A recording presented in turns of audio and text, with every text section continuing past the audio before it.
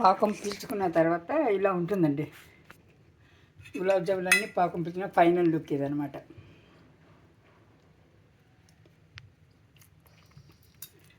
ఇలా ఉంటుంది పాకం పీల్చుకొని.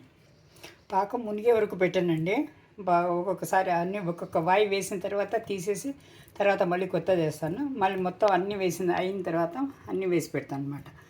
అది పాకంలో మునిగి ఉంటే మరీ ఎక్కువ స్వీట్ ఉంటుందంటే అది తినలేరు పిల్లలు. ఇదైతే సరిపడా స్వీట్ ఉంటుంది. చూడండి దీంట్లో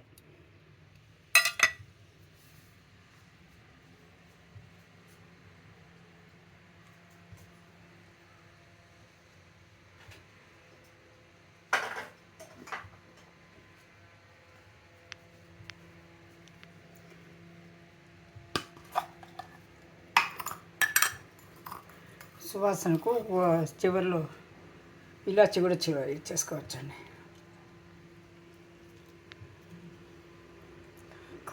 దీంట్లోనే జీడిపప్పు, బాదం పలుకులు కానీ సన్నగా తరిగి వేయించుకొని దీనిపైన కూడా చల్లుకోవచ్చండి. డెకరేషన్ కూడా బాగుంటుంది. Thank you for watching.